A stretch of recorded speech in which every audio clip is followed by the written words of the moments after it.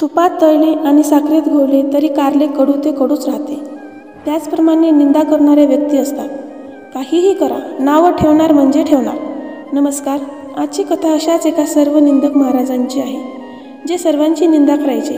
निंदेप्रती त्यांचं समर्पण इतकं महान होतं की त्यांनी देवी लक्ष्मीची पण निंदा केली.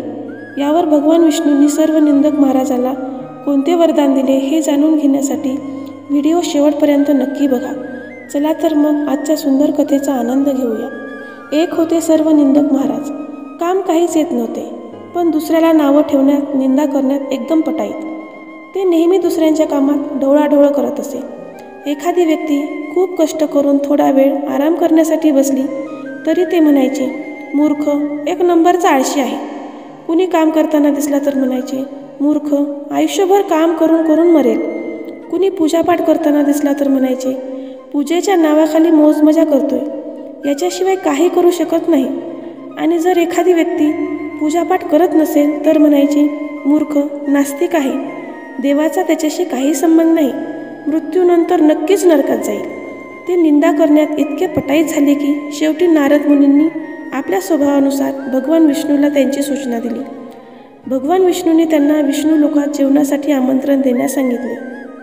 नारद मुनी लगेच भगवान विष्णूचे आमंत्रण घेऊन सर्व निंदक महाराजाकडे गेले आणि कोणताही धोका न पत्करता त्यांना आपल्यासोबतच विष्णू लोकात घेऊन आले.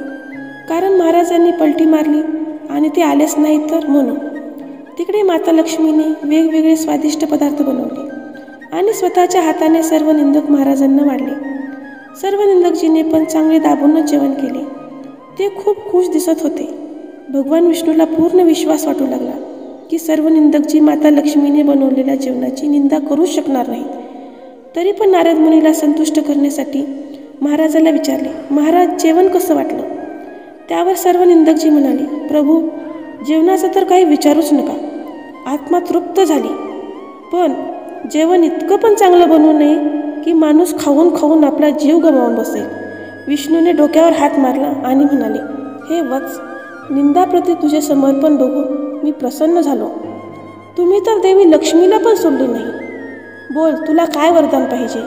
सर्व निंदकजी लाजून म्हणाले, हे प्रभू, माझा वंश वाढावा हेच वरदान द्या. तेव्हापासून असे निरुपयोगी निंदक सर्वत्र मिळू लागले. कथेचे तात्पर्य इतकेच की आपण काहीही केले तरी निंदा करणाऱ्याचे समाधान कधीच करू शकत नाही. त्यामुळे अशा लोकांची पर्वा न करता कर्तव्याच्या वाटेवर चालत राहिले पाहिजे. एक गोष्ट नेहमी लक्षात ठेवा, निंदा नेहमी त्याच व्यक्तीची होत असते जी नेहमी दुसऱ्याच्या सुखदुःखात धावून जात असते. जसं गुरुशिवाय ज्ञान मिळू शकत नाही, त्याचप्रमाणे निंदकाशिवाय माणूस प्रगती करू शकत नाही. व्हिडिओ आवडला तर लाईक करा, शेअर करा आणि चॅनलला सबस्क्राईब करायला विसरू नका. पुन्हा भेटूया अशी सुंदर कथा घेऊन. तोपर्यंत जय श्रीकृष्ण.